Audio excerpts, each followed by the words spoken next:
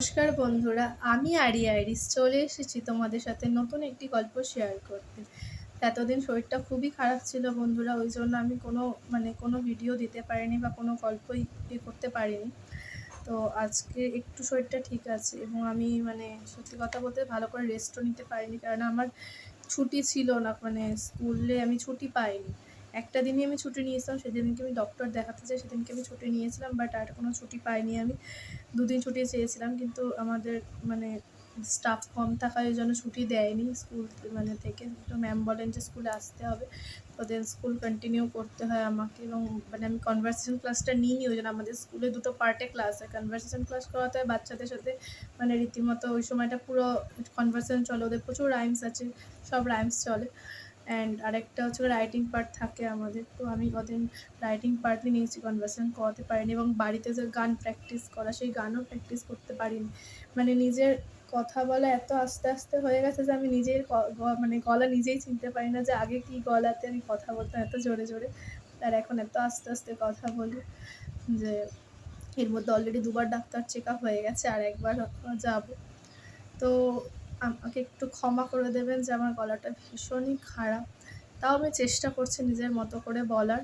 যদি কোথাও ভুল হয় বা আপনাদের মনে হয় যে ভুল হচ্ছে, এতটা আস্তে বলাটা উচিত না, তাহলে আমাকে প্লিজ ক্ষমা করে দেবেন। এর জন্য আমি সরি। আমার গলাটা সত্যিই ভালো নেই। আমি যতটা চেষ্টা করছি জোরে বলা যায়, চেষ্টা করছি আমি। তো আজকের গল্পের নাম কুকুরের উৎপাত। বাদশাহ আকবর জ্ঞানী গুণীদের খুব কদর করতেন, যে কারণে তার রাজসভা আলোকিত করে থাকতেন খ্যাতনামা পণ্ডিতগণ।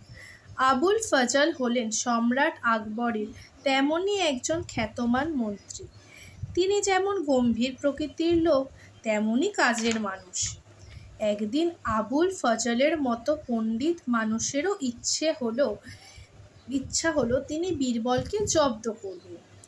সম্রাটের সামনেই একদিন তিনি বীরবলকে বললেন, তোমার নতুন চাকরির কথা কি শুনেছ বীরবল? বীরবল বেশ অবাক হলো। কই না তো। আবুল ফজল বললেন, দিল্লিতে নেড়ি কুকুরের উৎপাত দারুণ বেড়েছে। আজকাল ওদের জ্বালায় রাস্তায় বেরোনো যায় না, দেখতে পাচ্ছ তো? দেখতে পাচ্ছি বই কি। সম্রাট তোমাকে এই চাকরি দিচ্ছেন যে আজ থেকে রাজ্যের সমস্ত নেড়ি কুকুরের তত্ত্বাবধায়ক তুমি, এদের দেখাশোনার দায়িত্ব তোমার। বেশ ভালো কথা, আজ থেকে তাহলে আপনারাও আমার জিম্মায় রইলেন, বীরবল শান্তভাবে বলল। বাদশাহ আকবর তো বটে, সভাসদগণ পর্যন্ত রাজ দরবারে রীতিনীতি ভুলে গিয়ে হো হো করে হেসে উঠলেন। শোনা যায় এরপর আবুল ফজল কোনো দিন বীরবলকে জব্দ করার সাহস দেখায়নি। তো অবশ্যই আপনারা বলবেন বন্ধুরা যে গল্পটা কেমন লাগলো। তো আজকের গল্পটা এখানেই শেষ হলো।